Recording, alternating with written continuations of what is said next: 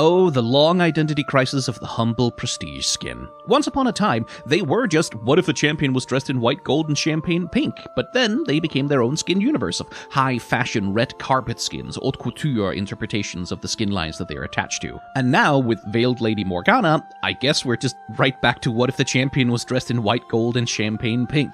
Who says history doesn't repeat itself? Or, well, okay, that's not entirely fair of me. The skin is also doing a stained glass aesthetic, utilizing the crystals and glitter that have been a part of prestige skins for a very long time now. And honestly, it is a genuinely very good use of that part of the prestige aesthetic to support the character that they're trying to design here. In the lore, Morgana is the veiled lady in Demacia, the darker half of the two protector gods that the Demacians worship.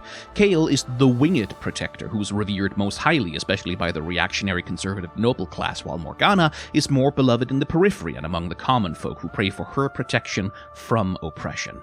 The actual Morgana, of course, is a dark and somewhat melancholic emo girl who has bound her own divine wings out of shame, but the skin seems to be trying to depict what those who worship the Veiled Lady would expect her to look like, the way that she looks on their icons and in their sculptures. And you know what? Yeah, that is pretty damn cool, actually. That's a really solid idea for a Morgana skin. And with the extensive stained glass imagery and the reversal of her usual color scheme, mostly, this works really, really well.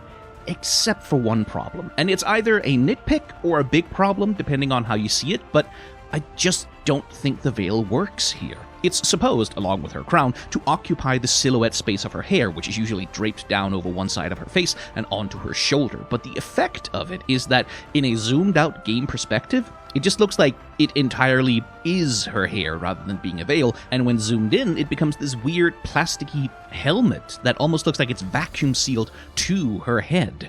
It's probably the best that they could do without making major changes to her mesh and model in order to animate something that would look and feel more like an actual thin sheet of fabric, but still, depending on your perspective, maybe this is just an irrelevant nitpick, but for me, when she's supposed to be the Veiled Lady, then the veil kind of has to work. It has to look good. It has to look convincing because it's important to her.